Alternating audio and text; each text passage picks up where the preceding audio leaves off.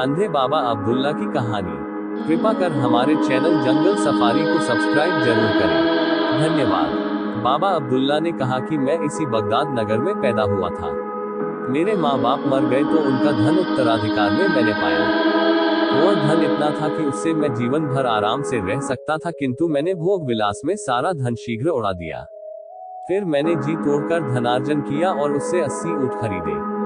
मैं उन ऊँटों को किराए पर व्यापारियों को दिया करता था। उनके किराए से मुझे काफी लाभ हुआ और मैंने कुछ और ऊँट खरीदे और उनको साथ में लेकर किराए पर माल ढोने लगा। एक बार हिंदुस्तान जाने वाले व्यापारियों का माल ऊँटों पर लादकर मैं बसरा ले गया।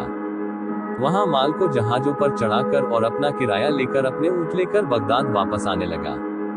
रास्ते में एक बड़ा हरा भरा मैदान देखकर मैंने ऊँटों के पांव बांधकर उन्हें चरने छोड़ दिया और खुद आराम करने लगा। इतने में बसरा से बगदाद को जाने वाला एक फकीर भी मेरे पास आ बैठा। मैंने भोजन निकाला और उसे साथ में आने को कहा। खाते खाते हम लोग बातें भी करते जाते थे। उसने कहा, तुम रात दिन बेकार मेहनत करते हो। यहाँ से कुछ दूर पर एक ऐसी जगह है जहाँ असंख्य द्रव्य भरा है। तुम इन 80 ऊँटों को रत्नों और अशफियों से लाद सकते हो और वह धन तुम्हारे जीवन भर को काफी होगा। मैंने ये सुनकर उसे गले लगाया और यह न जाना कि वह इससे कुछ स्वार्थ सिद्ध करना चाहता है। मैंने उससे कहा, तुम तो महात्मा हो, तुम्हें सांसारिक धन से क्या लेना देना। तुम मुझे वह जगह दिखाओ तो मैं ऊँटों को रत्नादि से लाद लूं। मैं वादा करता हूँ कि तुम्हें उनमें से एक ऊँट दे दूंगा। मैंने कहने को तो कह दिया, किंतु मेरे मन में द्वंद्व होने लगा। कभी सोचता कि बेकार ही एक ऊँट इसे देने को कहा, कभी सोचता कि क्या हुआ, मेरे लिए 79 ऊँट ही बहुत है। वह फकीर मेरे मन के द्वंद्व को समझ गया। उसने मुझे पाठ पढ़ाना चाहा और बोला, एक ऊँट को लेकर मैं क्या करूँगा। मैं तुम्हें इस शर्त पर वह जगह दिखाऊंगा कि तुम खजाने से भरे अपने ऊँटों में से आधे मुझे दे दो। अब तुम्हारी मर्जी है, तुम खुद ही सोच लो कि 40 ऊँट क्या तुम्हारे लिए कम है। मैंने विवशता में उसकी बात स्वीकार कर ली। मैंने ये भी सोचा कि 40 ऊँटों का धन ही मेरी कई पीढ़ियों को काफी होगा। हम दोनों एक अन्य दिशा में चले। एक पहाड़ में तंग दर्रे से निकलकर हम लोग पहाड़ों के बीच एक खुले स्थान में पहुंचे। वह जगह बिल्कुल सुनसान थी। फकीर ने कहा, ऊँटों को यहीं बिठा दो और मेरे साथ आओ। मैं ऊँटों को बिठाकर उसके साथ गया। कुछ दूर जाकर फकीर ने सूखी लकड़ियां जमा करके चकमक पत्थर से आग निकाली और लकड़ियों को सुलगा दिया। आग जलने पर उसने अपनी झोली में से सुगंधित द्रव्य निकालकर आग में डाला। उसमें से धुएं का एक जबरदस्त बादल उठा और एक ओर को चलने लगा। कुछ दूर जाकर वह फट गया और उसमें एक बड़ा टीला दिखाई दिया। जहां हम थे वहां से टीले तक एक रास्ता भी बन गया। हम दोनों उसके पास पहुंचे तो टीले में एक द्वार दिखाई दिया। द्वार से आगे बढ़ने पर एक बड़ी गुफा मिली जिसमें जिन्नों का बनाया हुआ एक भव्य भवन दिखाई दिया। वह भवन इतना भव्य था कि मनुष्य उसे बना ही नहीं सकते। हम लोग उसके अंदर गए तो देखा कि उसमें असीम द्रव्य भरा हुआ था। अशफियों के एक ढेर को देखकर मैं उस पर ऐसे झपटा जैसा किसी शिकार पर शेर झपटे। मैंने ऊँटों की खुर्जियों में अशर्फियां भरना शुरू किया। फकीर भी द्रव्य संग्रह करने लगा, किंतु वह केवल रत्नों को भरता। उसने मुझे भी अशफियों को छोड़कर केवल रत्न उठाने को कहा। मैं भी ऐसा करने लगा।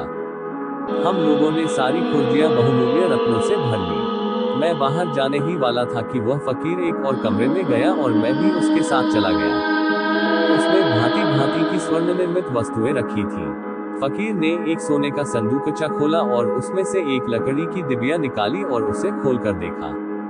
उसमें एक प्रकार का मरहम रखा हुआ था। उसने डिबिया बंद करके अपनी जेब में रख ली।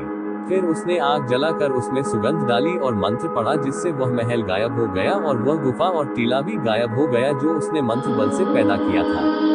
हम लोग उसी मैदान में आ गए जिसमें मेरे ऊँट बंधे बैठे थे। हमने सारे ऊँटों को खुर्जियों से लादा और वादे के अनुसार आधे आधे ऊँट बांटकर फिर उस तंग दर्रे से निकले जहाँ से होकर आए थे। बसरा और बगदाद के मार्ग पर पड़ने वाले मैदान में पहुंचकर मैं अपने 40 ऊँट लेकर बगदाद की ओर चला और फकीर 40 ऊँट लेकर बसरे की ओर रवाना हुआ। मैं कुछ ही कदम चला हूँगा कि शैतान ने मेरे मन में लोभ भर दिया और मैंने पीछे की ओर दौड़कर फकीर को आवाज दी। वह रुका तो मैंने कहा, साईं जी, आप तो भगवान के भक्त हैं, आप इतना धन लेकर क्या करेंगे। आपको तो इससे भगवान की आराधना में कठिनाई ही होगी। आप अगर बुरा न माने तो मैं आपके हिस्से में से 10 ऊँट ले लूँ। आप तो जानते ही हैं कि मेरे जैसे सांसारिक लोगों के लिए धन का ही महत्व होता है। फकीर इस पर मुस्कुराया और बोला, अच्छा 10 ऊंट और ले जाओ। जब फकीर ने अपनी इच्छा से बगैर हिला हुज्जत किए 10 ऊंट मुझे दे डाले तो मुझे और लालच ने धर दबाया और मैंने सोचा कि इससे 10 ऊंट और ले लूं, इसे तो कोई अंतर पड़ना ही नहीं है। अतएव मैं उसके पास फिर गया और बोला, साईं जी, आप कहेंगे कि यह आदमी बार बार परेशान कर रहा है, लेकिन मैं सोचता हूं कि आप जैसे संत महात्मा 30 ऊंटों को भी कैसे संभालेंगे। इससे आपकी साधना आराधना में बहुत विघ्न पड़ेगा। इनमें से 10 ऊंट मुझे और दे दीजिए। फकीर ने फिर मुस्कुराकर कहा, तुम ठीक कहते हो, मेरे लिए 20 ऊंट काफी है। तुम 10 ऊंट और ले लो। 10 ऊंट और लेकर मैं चला, किंतु मुझ पर लालच का भूत बुरी तरह सवार हो गया था। या यह समझो कि वह फकीर ही अपनी निगाहों और अपने व्यवहार से मेरे मन में लालच पैदा किए जा रहा था। मैंने अपने रास्ते से पलटकर पहले जैसी बातें कहकर और 10 ऊंट उससे मांगे। उसने हंसकर यह बात भी स्वीकार कर ली और 10 ऊंट अपने पास रखकर 10 ऊंट मुझे दे दिए। किंतु मैं अभागा इतने से भी संतुष्ट न हुआ। मैंने बाकी 10 ऊंटों का विचार अपने मन से निकालना चाहा, किंतु मुझे उनका ध्यान बना रहा। मैं रास्ते से लौटकर एक बार फिर उस फकीर के पास गया और उसकी बड़ी मिन्नत समाजत करके बाकी के ऊंट भी उससे मांगे। वह हंसकर बोला, भाई तेरी तो नियत ही नहीं भरती। अच्छा यह बाकी 10 ऊंट भी ले जा, भगवान तेरा भला करे। सारे ऊंट पाकर भी मेरे मन का खोट न गया। मैंने उससे कहा, साईं जी, आपने इतनी कृपा की है तो वह मरहम की डिबिया भी दे दीजिए जो आपने जिन्नों के महल से उठाई थी। उसने कहा कि मैं वह डिबिया नहीं दूंगा। अब मुझे उसका लालच हुआ। मैं फकीर से उसे देने के लिए हुज्जत करने लगा। मैंने मन में निश्चय कर लिया था कि यदि फकीर ने अपनी इच्छा से वह डिबिया नहीं दी तो मैं जबरदस्ती करके उससे डिबिया ले लूंगा। मैंने मन की बात को जानकर फकीर ने वह डिबिया भी मुझे दे दी और कहा, तुम डिबिया जरूर ले लो, लेकिन यह जरूरी है कि तुम इस मरहम की विशेषता समझ लो। अगर तुम इसमें से थोड़ा सा मरहम अपनी बाईं आंख में लगाओगे तो तुम्हें सारे संसार के गुप्त कोश दिखाई देने लगेंगे, किंतु अगर तुमने इसे दाहिनी आंख में लगाया तो सदैव के लिए दोनों आंखों से अंधे हो जाओगे। मैंने कहा, साईं जी, आप तो इस मरहम के पूरे जानकार हैं, आप ही इसे मेरी आंख में लगा दें। फकीर ने मेरी बाईं आंख बंद की और थोड़ा सा मरहम लेकर पलक के ऊपर लगा दिया। मरहम लगते ही वैसा ही हुआ जैसा उस फकीर ने कहा था, यानी दुनिया भर के गुप्त और भूमिगत धन कोश मुझे दिखाई देने लगे। मैं लालच में अंधा तो हो ही रहा था। मैंने सोचा कि अभी और कई खजाने होंगे जो नहीं दिखाई दे रहे हैं। मैंने दाहिनी आंख बंद की और फकीर से कहा कि इस पर भी मरहम लगा दो ताकि बाकी खजाने भी मुझे दिखने लगे। फकीर ने कहा, ऐसी बात न करो, अगर दाहिनी आंख में मरहम लगा तो तुम हमेशा के लिए अंधे हो जाओगे। मेरी अक्ल पर पर्दा पड़ा हुआ था। मैंने सोचा कि यह फकीर मुझे धोखा दे रहा है। ये भी संभव है कि दाहिनी आंख में मरहम लग जाने से मुझे उस फकीर की शक्तियों के रहस्य मालूम हो जाए। मैं उसके पीछे पड़ गया।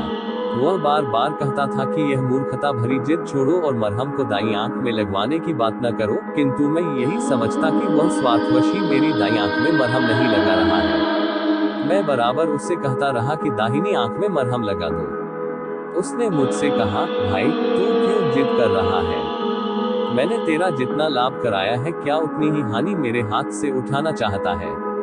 मैं एक बार भलाई करके अब तेरे साथ बुराई क्यों करूं?